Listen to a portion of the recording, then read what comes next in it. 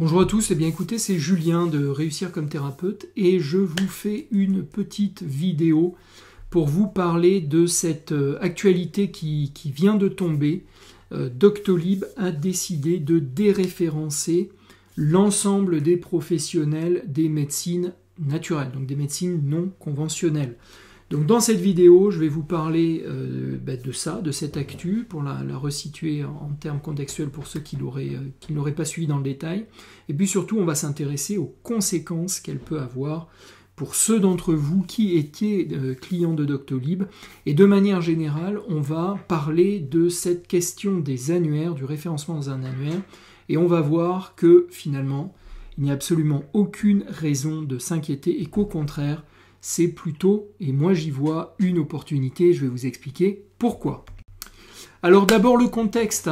Vous savez qu'on a eu un petit feuilleton de l'été avec différentes polémiques qui sont arrivées, notamment au départ focalisées sur la naturopathie, avec Casas Novas, un influenceur naturopathe réputé, avec certaines approches qui sont considérées par certains comme assez extrémistes, voire même un petit peu sectaires. Et puis Irène Grosjean, aussi naturopathe connue, où il y a eu comme ça l'exhumation entre guillemets de certaines des pratiques qu'elle recommandait, qui pouvaient être considérées par certains comme choquantes. Donc je suis absolument pas là moi pour juger de ça, je suis simplement là pour vous remonter factuellement les faits. Et donc ça a amené beaucoup de buzz, cet élément, alors évidemment récupéré par certaines associations et syndicats de médecine conventionnelle qui voient dans ces disciplines alternatives une forme de concurrence, par la Milivude qui lutte à juste titre, dans de nombreux cas, contre certaines dérives qui pourraient être considérées comme sectaires, exploitant une forme de faiblesse humaine.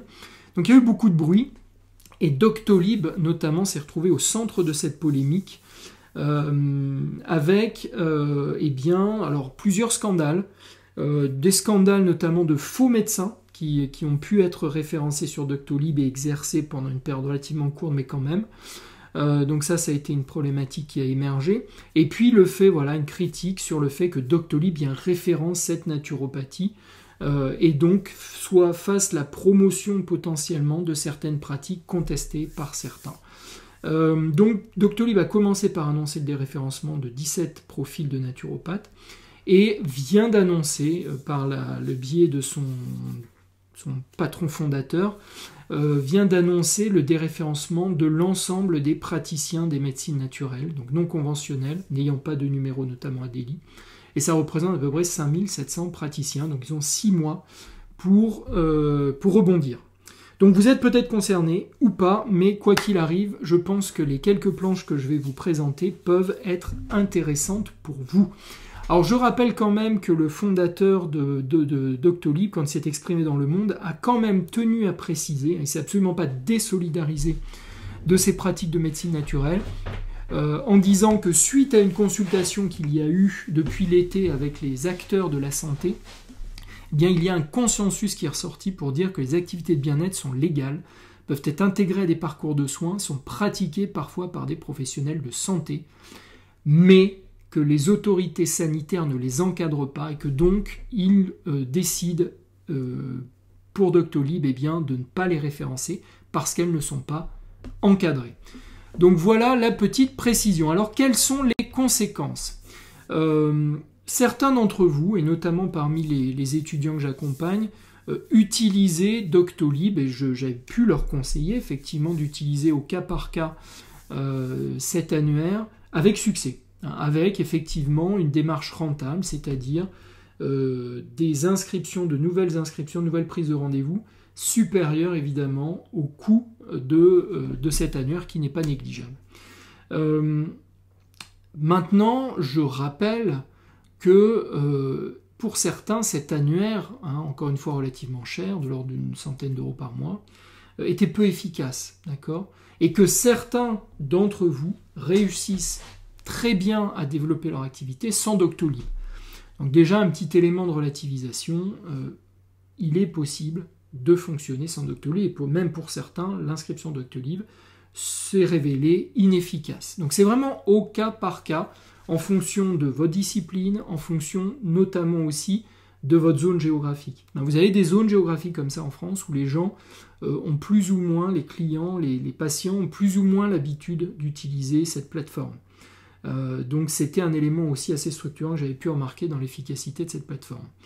Donc de manière générale, je tiens à poser ce cadre. La question de la visibilité doit s'aborder de manière globale. Il ne s'agit pas de dire que je vais m'inscrire sur Doctolib et ça y est, mon activité va démarrer. Ce n'est absolument pas le cas, en particulier pour les médecines naturelles non conventionnelles. D'accord ? Donc, la bonne question à se poser, c'est dans quel cadre, dans quelle stratégie s'inscrit cette inscription sur un annuaire ? Est-ce que Doctolib est l'annuaire le plus pertinent ? Et qu'est-ce que je dois mettre en place en complément pour que cette inscription sur un annuaire fasse du sens et m'emmène concrètement de nouveaux clients ? Donc, c'est tous ces points qu'on va aborder rapidement. D'abord, il faut que vous compreniez la spécificité de ces médecines, ces thérapies naturelles. La grande spécificité qu'elles ont, c'est qu'elles ne sont pas standardisées. Quand on fait appel à un praticien en médecine naturelle, justement parce qu'il n'existe pas aujourd'hui de cursus de formation standard officiel avec des programmes uniques validés par l'État, on est face à des disciplines, à des approches qui ne sont pas standards. Donc d'un naturopathe à l'autre, d'un hypno à l'autre, d'un kinésio à l'autre, vous aurez des différences dans leur manière d'exercer. Et la conséquence de cette non-standardisation, c'est que des annuaires comme Doctolib ne sont pas particulièrement adaptés. Si vous voulez, Doctolib, c'est un endroit où moi, en tant que patient, je fais une recherche, médecin généraliste, j'envoie une liste de médecins généralistes, et parce que la médecine générale est relativement standard, je vais pouvoir, sans beaucoup plus d'informations, prendre un rendez-vous avec le premier disponible. D'accord ? Doctolib, ça sert surtout à ça. Donc c'est particulièrement intéressant. Pour des disciplines standards, ça l'est beaucoup moins pour les médecines naturelles. Donc ça, c'est un premier point de relativisation de l'importance de Doctolib dans votre contexte spécifique. Donc finalement, on peut considérer que Doctolib est plus un outil de gestion pour des disciplines conventionnelles qu'un outil de visibilité pour des disciplines non conventionnelles. D'ailleurs, l'historique de Doctolib, c'est celui-là. Doctolib, au départ, ils sont partis faire du porte-à-porte dans les cabinets de médecins pour développer pour eux un outil de gestion de leur prise de rendez-vous. C'est ça le point de départ de Doctolib. Donc aujourd'hui, ça permet de trouver rapidement un professionnel donc standard et de prendre rendez-vous, et ça permet de gérer l'ensemble du processus de la prise de rendez-vous, que ce soit du côté du patient que du professionnel de santé. Ok ? Mais pour un patient qui serait à la recherche d'une médecine non conventionnelle, on ne va pas pouvoir uniquement s'appuyer sur Doctolib pour pouvoir faire un choix éclairé à partir de critères qualitatifs qui vont notamment nous rassurer sur la compétence de ce professionnel et sa pertinence dans notre cas particulier. Alors, il suffit d'aller sur Doctolib pour voir que très souvent les fiches descriptives sont peau de chagrin, sont vraiment réduites à des informations très basiques. Donc ce n'est pas l'outil décisionnaire pour la médecine non conventionnelle, c'est important de le préciser, d'accord ? Donc, pas de panique, vous ne perdez pas avec ce déréférencement un outil vital pour vous. Alors, quelles sont les alternatives crédibles ? Sachez d'abord que si, et ça c'est la vertu d'un annuaire quel qu'il soit, vous souhaitez profiter du référencement de l'annuaire et de cette dimension de gestion de prise de rendez-vous qu'on vient d'évoquer, il y a d'autres alternatives, il y a d'autres annuaires qui fonctionnent bien en termes d'outils de gestion et qui sont souvent moins chers. Vous avez psychologue.net, annuaire thérapeute, Rezalib, Médoucine, et vous en avez plein d'autres. D'accord ? Il suffit de chercher annuaire médecine naturelle sur Google. Donc, le premier conseil que je peux vous donner, c'est déjà d'identifier quel est l'annuaire le mieux référencé dans votre zone géographique pour votre discipline. Si vous êtes, dans le nord de la France à Lille, vous êtes sophrologue, vous allez sur Google, vous tapez sophrologue Lille et vous faites une recherche. Et vous regardez quel est le premier ou les premiers annuaires qui ressortent dans vos résultats de recherche. Et vous allez vous apercevoir que la plupart du temps, ce n'est pas Doctolib. La plupart du temps, ça va être un Résalib, ça va être éventuellement un annuaire thérapeute, plus rarement un Médoucine. Voilà. Donc, c'est cet annuaire-là, le mieux référencé, qui va vous donner la meilleure visibilité pour vous. Donc, vous l'identifiez avec la recherche que je viens de vous donner et vous vous inscrivez dessus. Et en plus, vous aurez la bonne surprise de vous apercevoir qu'il est moins cher que Doctolib. Ok ? Premier conseil. Deuxième point, comme je l'ai un petit peu évoqué tout à l'heure, l'annuaire ne fait pas tout. Ce n'est que l'une des portes d'entrée vers la découverte de votre activité pour vos visiteurs, vos potentiels patients ou clients. Premier point, alors c'est bien beau d'être inscrit dans un annuaire, mais il faut vous assurer que votre fiche dans cet annuaire soit qualitative. Alors, de manière simple, vous allez pouvoir, et ça c'est un point extrêmement important qui est trop souvent négligé, porter une attention particulière à la variété, à la qualité et à la pertinence du choix des photos que vous allez mettre en œuvre. Ces photos, il faut qu'il y en ait plusieurs déjà et qu'elles soient variées, qu'elles représentent différents aspects de votre activité. Il faut qu'elles soient professionnelles, qu'elles soient de bonne qualité. Je rappelle à chaque fois que le premier critère de qualité d'une photo, c'est sa luminosité. Donc soyez attentifs à la luminosité des photos que vous allez choisir.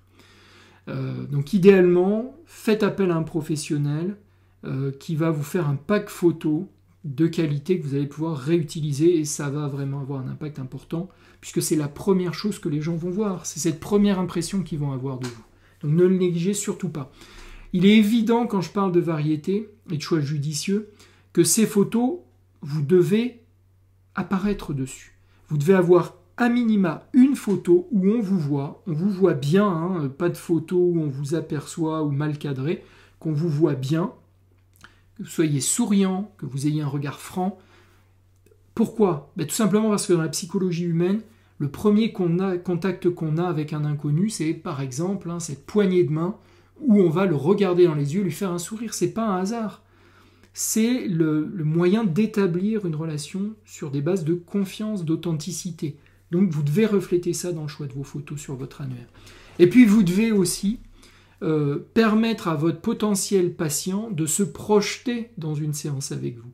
Donc il faut qu'il y ait des photos où vous êtes en train d'exercer votre activité et qui permettent au patient de se dire « Ah ben oui, je me projette dans cette séance avec lui. » D'accord ? Donc avec évidemment idéalement des sourires où on vous voit par exemple avec un patient, alors on ne voit pas forcément le patient, on le voit de dos, on vous voit vous dans le contexte du cabinet, un contexte propre, professionnel, lumineux, qui donne envie. D'accord ? Ça c'est les critères de base. Le deuxième point, c'est que votre texte de présentation doit respecter quelques principes essentiels. Alors on peut parler du copywriting, qui est cet art de l'écriture persuasive. Alors, c'est une discipline qui est extrêmement riche. Il y a énormément de conseils qu'on pourrait vous donner sur le sujet. Je vous en donne simplement 3 simples à mettre en œuvre. Le premier, c'est que ce texte doit être orienté vers votre client et son besoin. Vous devez parler de lui, de sa problématique. C'est ça qui est central. Je veux dire, il vient sur votre fiche, il vous découvre. Ce qu'il doit comprendre, c'est d'abord ce que vous pouvez faire pour lui. C'est ça le cœur de votre propos.